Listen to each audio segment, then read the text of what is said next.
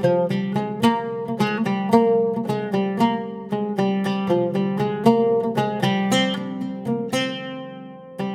இன்னைக்கு ரொம்ப டேஸ்டியான மட்டன் குழம்பு எப்படி பண்ணுறதுன்னு பார்க்க போகிறோம். இது வந்து நல்ல காரசாரமாக ஒயிட் ரைஸ் கூடலாம் வச்சு சாப்பிட்றதுக்கு பக்காவாக இருக்கும்.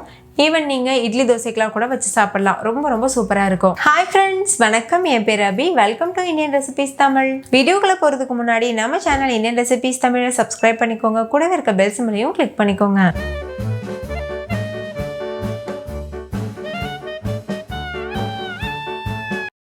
ஃபஸ்ட் இந்த ரெசிபி பண்ணுறதுக்கு ஒரு குக்கரில் 3/4 கிலோ அளவு மட்டன் எடுத்துகிட்டு நல்லா வாஷ் பண்ணிவிட்டு சேர்த்து வச்சுருக்கேன்.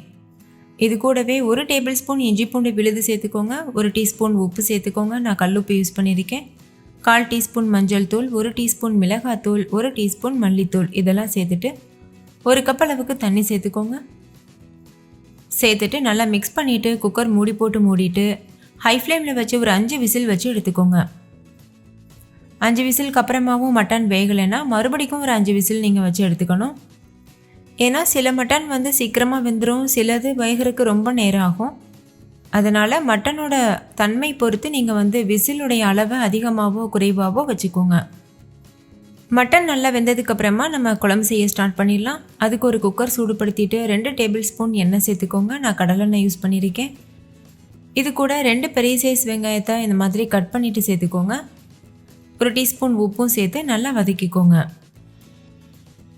நம்ம இதை அரைக்க தான் போகிறோம், அதனால் 1-2 கட் பண்ணிவிட்டு சேர்த்துக்கோங்க, கரெக்டாக இருக்கும்.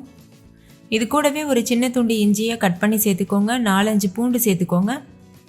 1 டீஸ்பூன் மிளகு, 1/2 டீஸ்பூன் சோம்பு, 1/2 டீஸ்பூன் சீரகம், 1/2 டீஸ்பூன் கசகசா இதையும் சேர்த்துக்கோங்க.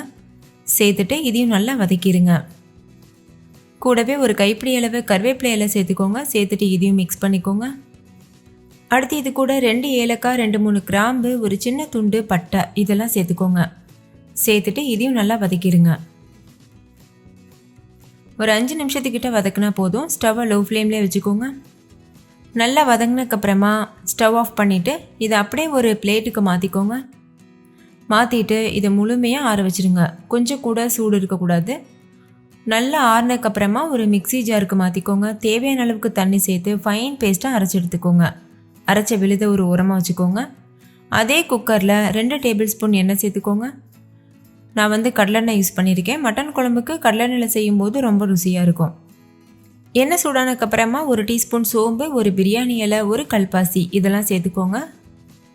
சேர்த்துட்டு நல்லா மிக்ஸ் பண்ணிடுங்க. தாளிதம் நல்லா பொரியட்டும். இது கூடவே 100 கிராம் அளவு சின்ன வெங்காயத்தை இந்த மாதிரி பொடியாக கட் பண்ணிவிட்டு சேர்த்துக்கோங்க. நீங்கள் உரலில் இடித்து கூட சேர்த்துக்கலாம். சின்ன வெங்காயம் சேர்க்கும்போது தான் மட்டன் குழம்புக்கு ஒரு தனி ருசி கிடைக்கும்.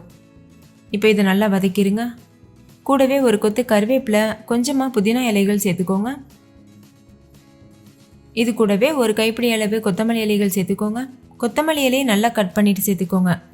சேர்த்துட்டு இதையும் நல்லா வதக்கிடுங்க. வெங்காயம் வந்து கண்ணாடி பதம் வந்தால் போதும், ரொம்ப வதங்கணும்னு அவசியம் இல்லை. இது கூடவே 2 பெரிய சைஸ் தக்காளியை இந்த மாதிரி கட் பண்ணிவிட்டு சேர்த்துக்கோங்க. பெரிய பீசஸாக கட் பண்ணி சேர்த்துக்கோங்க. சேர்த்துட்டு இதையும் நல்லா வதக்கிடுங்க. தக்காளி நல்லா வதங்கி வரணும். தக்காளி நல்லா வதங்கினதுக்கப்புறமா நம்ம ஏற்கனவே அரைச்சி வச்சுருக்க பேஸ்ட் இருக்குல்ல, அதையும் சேர்த்துருங்க. சேர்த்துட்டு இதையும் நல்லா வதக்கிக்கோங்க.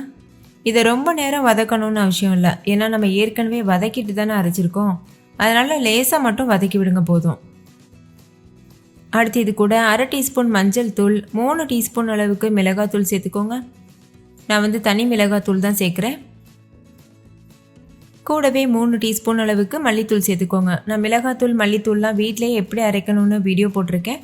அதோட லிங்க் டிஸ்கிரிப்ஷனில் இருக்க, வேணால் செக் பண்ணி பாருங்கள், உங்களுக்கு யூஸ்ஃபுல்லாக இருக்கும். இப்போ இது எல்லாத்தையும் நல்லா மிக்ஸ் பண்ணிக்கோங்க. 1 நிமிஷத்துக்கு நல்லா வதக்கி விடுங்க. இந்த எண்ணெயிலேயே மசாலா நல்லா வதங்கட்டும். ரொம்ப அடிப்பிடிக்கிற மாதிரி தெரிஞ்சதுன்னா ஒரு 2 ஸ்பூன் தண்ணி சேர்த்துட்டு மிக்ஸ் பண்ணிக்கோங்க. அப்போ அடிப்பிடிக்காமல் இருக்கும்.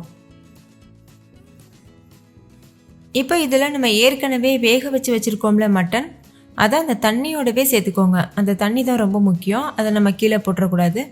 அந்த தண்ணியோடவே சேர்த்துக்கோங்க. சேர்த்துட்டு நல்லா மிக்ஸ் பண்ணிக்கோங்க. இந்த ஸ்டேஜில் தேவையான அளவுக்கு தண்ணி சேர்த்துக்கோங்க.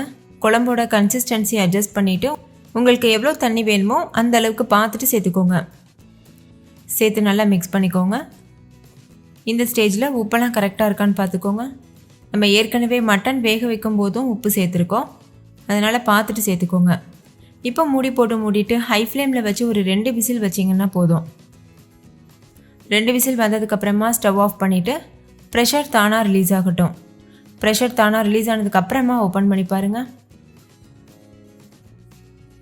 அவ்வளோதான், கலர்ஃபுல்லான பெர்ஃபெக்டான மட்டன் குழம்பு சூப்பராக தயாராகிருச்சு. நீங்கள் குக்கர் மூடி ஓப்பன் பண்ணும்போதே உங்களுக்கு அவ்வளோ வாசனையாக இருக்கும். டேஸ்ட்டும் ரொம்ப ரொம்ப பிரமாதமாக இருக்கும். ஒரு டைம் நீங்கள் செஞ்சிட்டிங்கன்னா அதுக்கப்புறம் அடிக்கடி இதே மெத்தடில் தான் பண்ணுவீங்க. அவ்வளோ ருசியாக இருக்கும். ஸோ மிஸ் பண்ணிடாமல் ட்ரை பண்ணி பாருங்கள். ஓகே ஃப்ரெண்ட்ஸ், இந்த மட்டன் குழம்பு உங்களுக்கு ரொம்ப பிடிச்சிருந்துச்சுல, லைக் பண்ணுங்கள், உங்கள் ஃப்ரெண்ட்ஸ் கூட ஷேர் பண்ணுங்கள். நீங்களும் செஞ்சு பார்த்துட்டு கமெண்ட் பண்ணுங்கள். தேங்க்யூ.